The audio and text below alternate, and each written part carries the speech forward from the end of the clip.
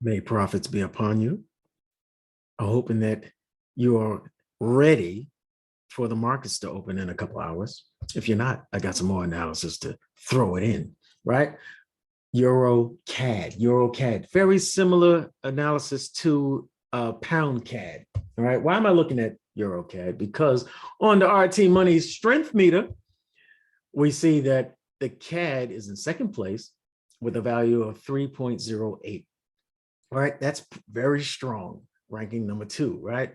Last week, it's up from 2.02. It gained some strength. Now, on the other side of that is euro. The euro last week was minus 2.95 in seventh place, still in seventh place this week, ranked 7th, but gained a little bit of strength, minus 1.69.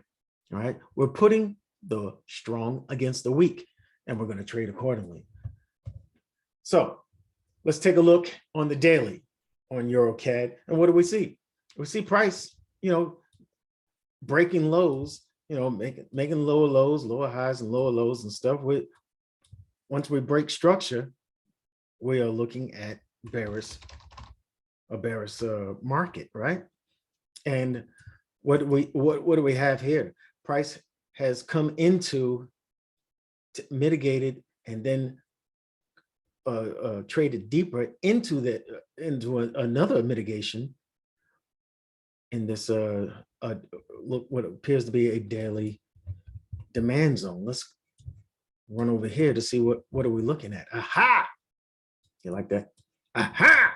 All right. So what we see here is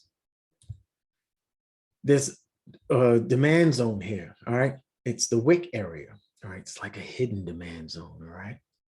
Shh, it's a secret, but there's a lot of demand in there, and we're highlighting that one because this zone of demand accomplished. It broke highs, man. Took out that high, took out this high, took out that high, took out high. We broke structure to the upside. It actually made a new high. All right, led to a new high anyways.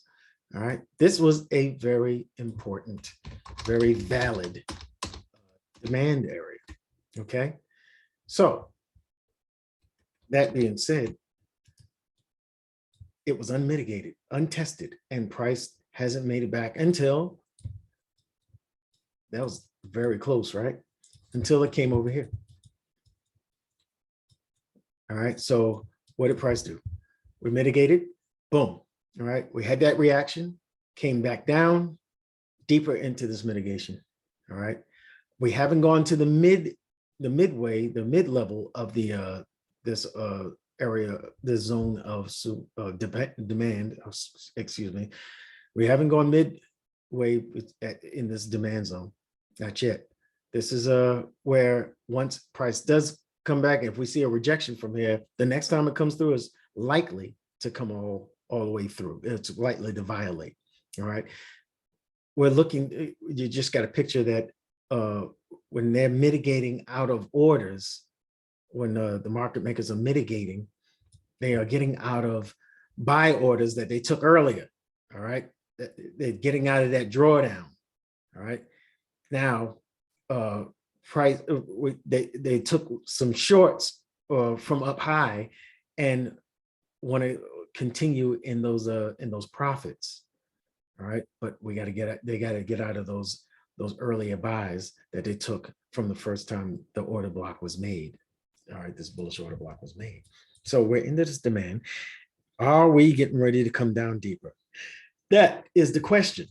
All right, understanding that CAD is very strong and the euro is weak. So the likelihood is that price will continue down bearish. The likelihood is that price won't reject, just reverse from this area.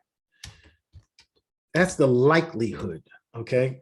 What we're looking for is price broke that low here,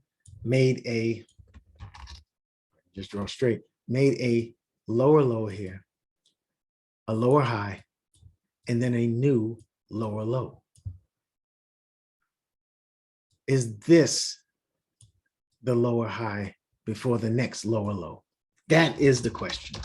I think there's a good probability that this area here will announce itself as the lower high. All right, let's go to the 4 hours so we can see the price action a little. I'm having a little trouble talking today. Price action up close and personal, right?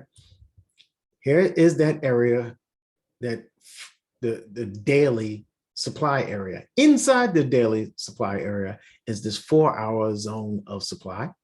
All right, it is unmitigated. There is an imbalance leading up to this unmitigated zone. Okay, that's one thing we want to note. Okay, now you see that price took out that high there for liquidity. All right, so if price is to come back here, if price was to come back here, it'll probably take that high out, probably take this high out for liquidity, and then find itself rounding over here, and then further down. All right. One of the reasons why I think that way is because this is a low that we're looking for strength on. If it doesn't make a new high, it is weak, and that means it'll become a target for liquidity, just like this one was. It didn't make a new high, obviously. All right, so it becomes a target for liquidity, which it then became. Lows have one job: to make new highs. If it doesn't make new highs, that means it's a weak low, and it becomes a target for liquidity. The same thing for weak highs. All right, now I want you to notice too, what we got here is these pushes, right? Down, high, a swing back, a break of that low, right? So if price breaks that high, I'm becoming interested in longs, because this signifies that price is turning bullish. What is making me say that? Because it's an inverted head and shoulders. All right. Okay. And it played out. It played out well, but we're running into supply here. All right. So I am looking for nothing but shorts in this market. There's no reason to take longs in this market until this zone of supply is broken. I'm not looking for any longs. I got to see this first, and then I'll wait for the pullback. You understand? Take this pullback. It's going to do something like this here. Boom. You wait for a price to come back here. Take that as a high probability long. But that's waiting for confirmation. All right. And let me briefly explain to you the difference between a risk entry and a confirmation entry.